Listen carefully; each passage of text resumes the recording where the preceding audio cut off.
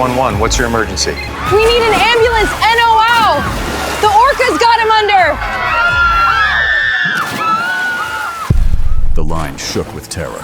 Shouts colliding, children crying, water crashing like thunder. In seconds, Shamu Stadium spiraled from applause into chaos. What had been sold as the best day ever became a nightmare unfolding in front of hundreds. No cap. This wasn't a show.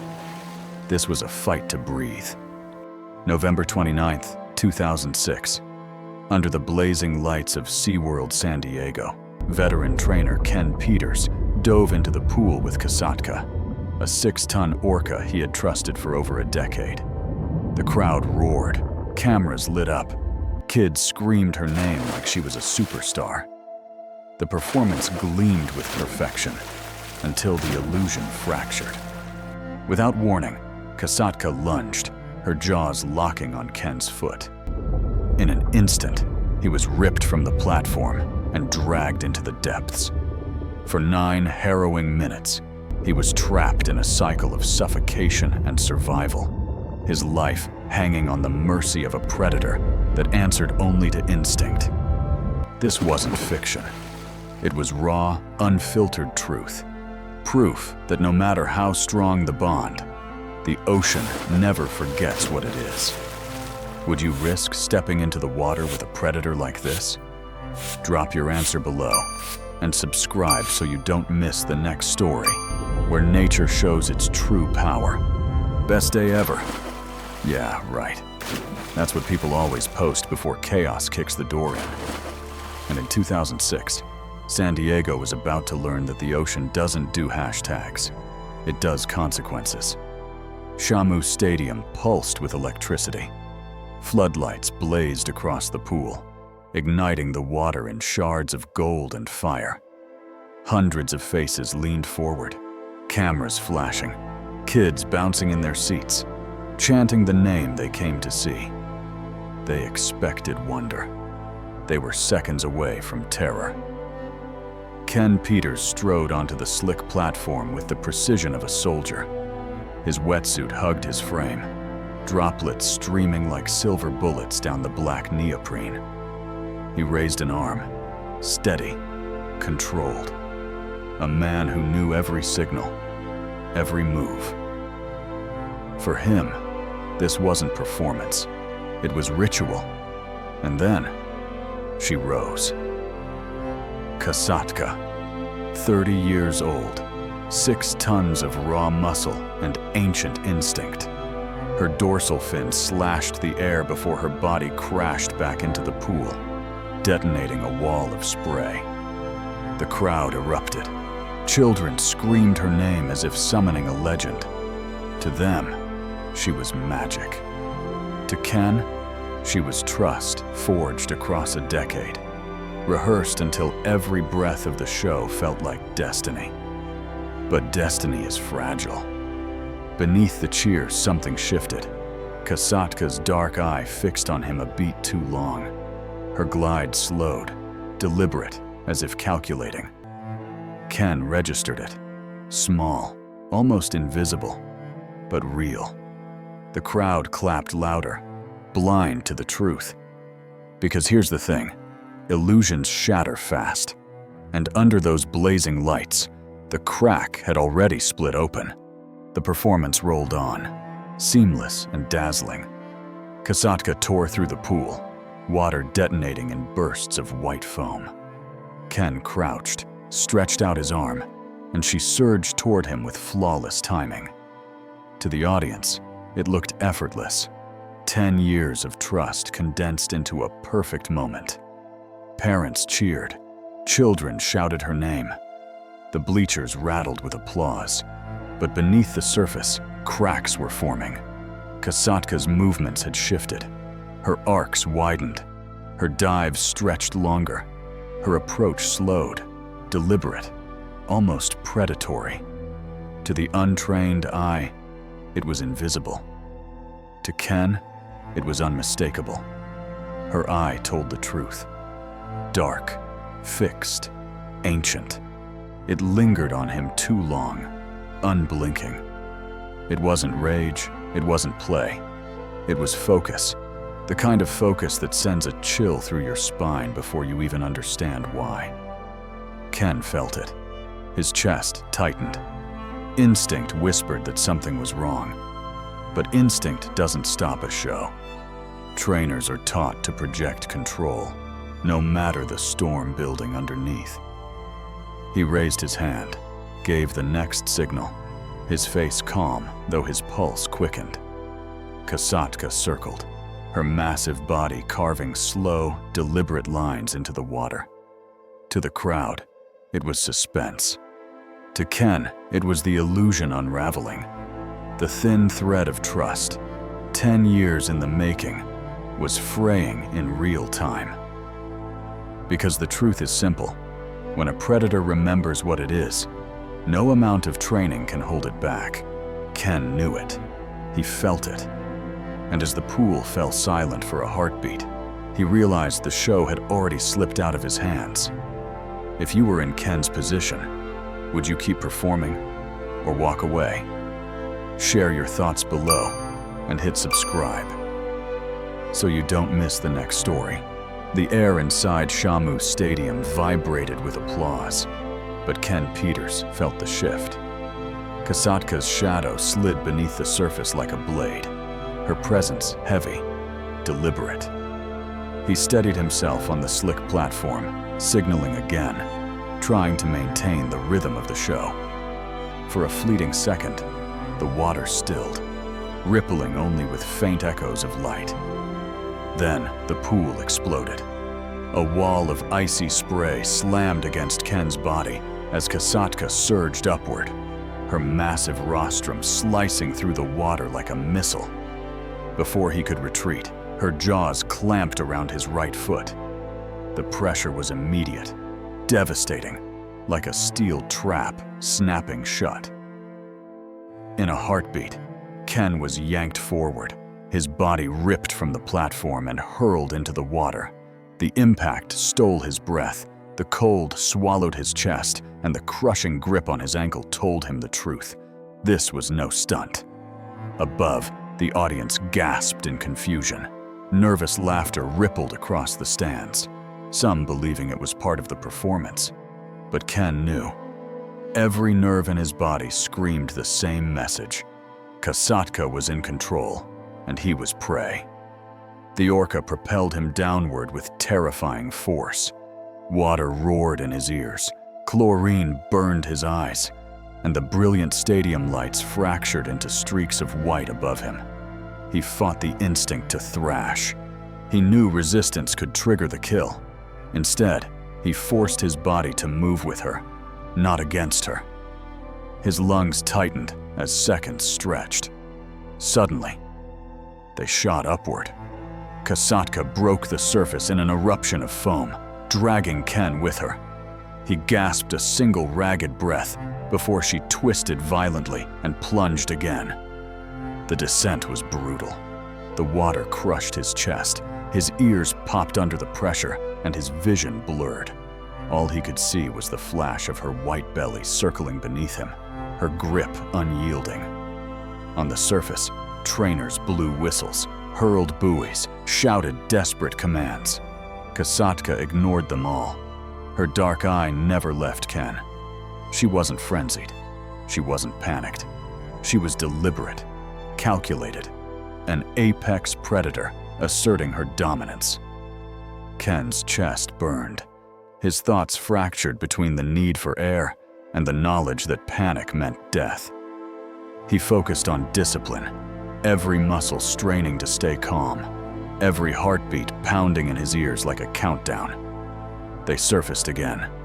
The crowd now screamed in horror, children crying, parents clutching them close. But Ken had no time for the chaos above. He sucked in another shallow breath, his mind already bracing for the next dive. And Casatka delivered. With one flick of her tail, she dragged him under once more, deeper, sharper, faster. The illusion of trust was gone. The line between man and predator had been crossed. And in those moments, beneath the water's suffocating silence, Ken understood. Survival now depended entirely on the mercy of the animal holding him captive. The water crushed him, wrapped him in silence as Casatka dragged him down again.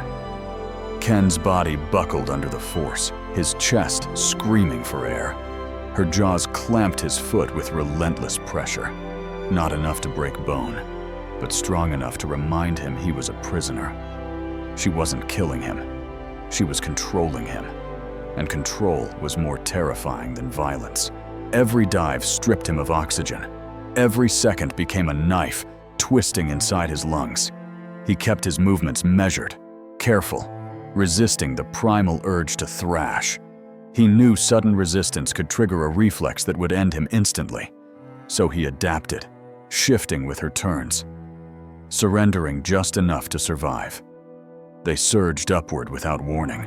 The surface burst open in a geyser of spray. Ken gulped a single breath, the air cutting through his throat like glass. Whistles shrieked. Trainers screamed his name. Buoys slapped against the water. The crowd had turned from laughter to panic. Children sobbed. Parents clutched them tighter. Cameras recorded every second of the unfolding nightmare. But Casatka paid no attention. She rolled beneath him, twisted, and pulled him under again. The descent was sharper this time, the water roaring past his ears, the chlorine stabbing at his eyes. His lungs convulsed, begging for relief. He clenched his jaw, forcing calm. She circled him in the dim blue light, her body a wall of power slicing through the water. Her eye fixed on him, unblinking, ancient, cold. She gave him just enough slack to feel hope, then clamped tighter when he moved. It was deliberate, predatory. She wasn't just dragging him, she was testing him. Another rise, another brutal gasp. His chest expanded, fire ripping through his ribs. Before the relief could settle, Casatka drove him down again. The cycle repeated. Up, down, air, suffocation. Each pass stretched him thinner, tearing at his resolve. Time dissolved. Seconds bled into an endless rhythm of drowning and survival. His body screamed, his muscles ached, but his mind stayed fixed on one truth. Fight her, and he would die. Endure her game, and maybe, just maybe, she would release him. Above the surface, chaos consumed the stadium. Trainers waved, shouted commands, blew recall signals with shrill desperation. Casatka ignored them all. To her, the whistles meant nothing. The audience didn't exist. There was only Ken, the human she held in her grip. Ken's vision darkened at the edges. His chest convulsed, desperate for air. Casatka paused just below the surface, holding him suspended, his face inches from oxygen, yet denied. His body screamed to break free. At the last moment, she let him rise, only to seize him again and drag him down harder. It wasn't rage, it wasn't madness, it was dominance.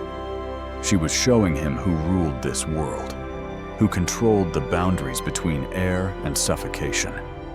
And as Ken's strength ebbed, one truth carved itself into his mind.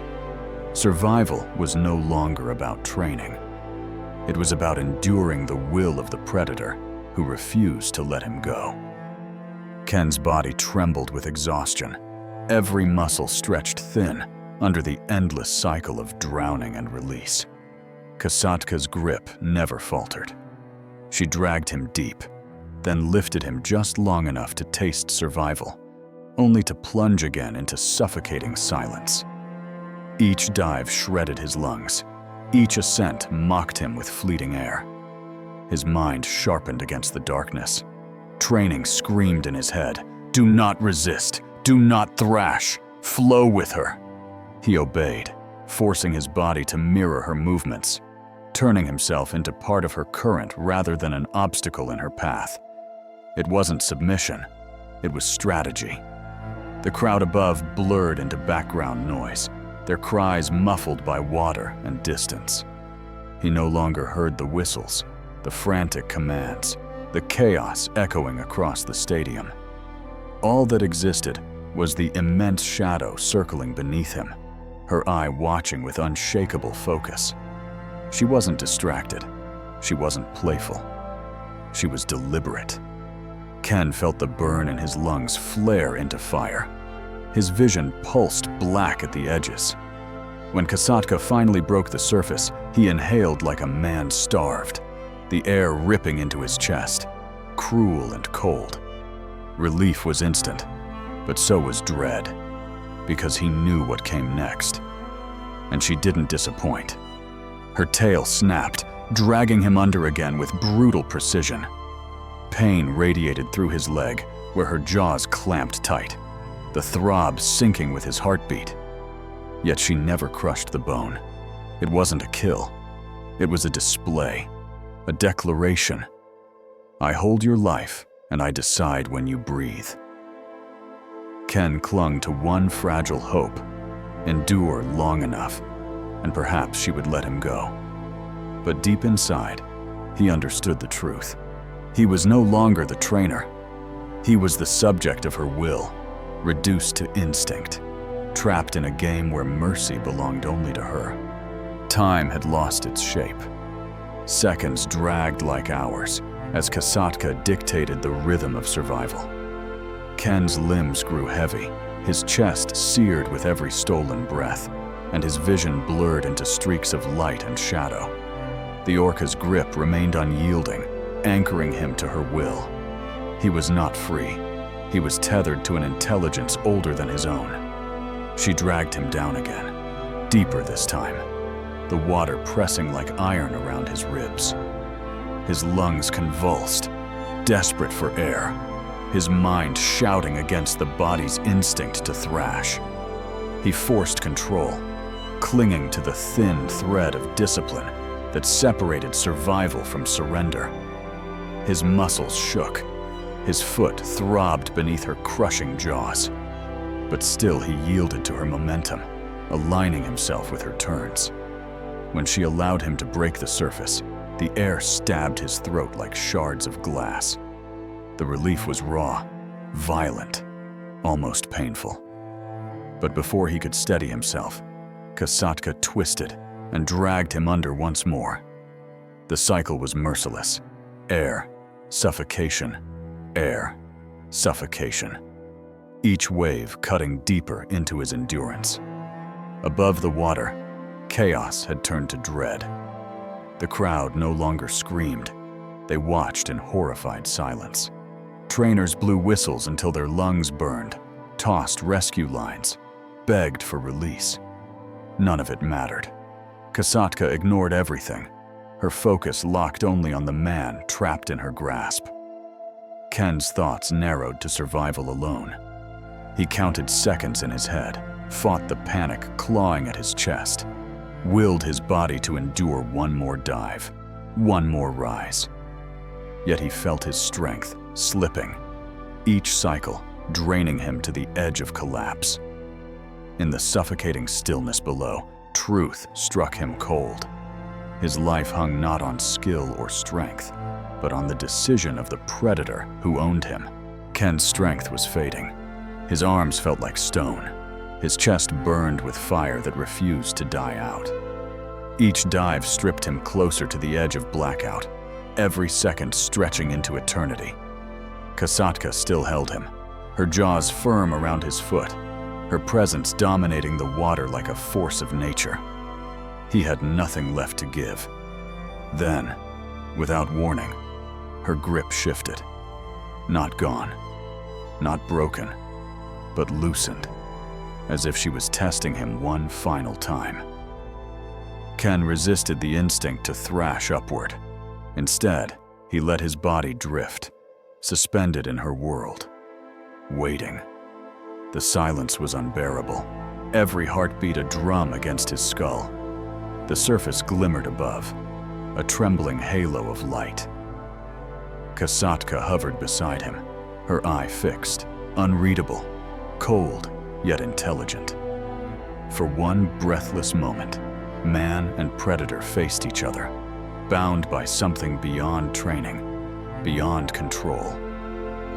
And then, she released. Ken surged upward, bursting through the surface in a storm of spray.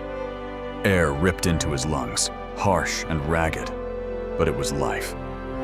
Hands reached from the platform, seizing his arms, dragging him from the pool's grip. His body collapsed against the concrete, trembling, his foot throbbing with searing pain. But he was alive. The stadium was a fractured chorus, children crying, parents whispering in shock, cameras still clicking as if reality itself needed proof. Trainers knelt at his side, bandaging, checking, whispering urgent words. But all Ken could hear was the deep exhale of Casatka behind him, the spray of her breath rising into the air as she circled calmly, as if nothing had happened. He lay still, staring at the lights above, the truth cutting deeper than the pain. He had survived not by power, not by command, but because the predator chose to let him go. For Ken Peters, the lesson was clear and final. Trust in the ocean's rulers was never absolute. It existed only as long as they allowed it. The pool fell quiet, the chaos dissolving into a silence heavy enough to crush the air. Trainers moved quickly. The audience whispered in disbelief, but the truth lingered louder than any sound. For 9 relentless minutes, Ken Peters had lived on the edge of death, held in the grip of a creature he thought he knew. He had trusted her for over a decade, believed in a bond shaped by patience and respect. Yet in the end, survival came not from training or control, but from mercy. Mercy given by an apex predator who reminded the world that the sea bows to no one. Casatka glided beneath the surface, her shadow slipping back into the depths as if nothing had happened. Ken's body shook with exhaustion, but his mind carried a lesson carved in salt and fear. The ocean never forgets what it is. Now, I want to hear from you. After hearing this true story, would you step into the water with a 6-ton predator? Drop your thoughts below, and don't forget to subscribe for more stories where nature shows its true face.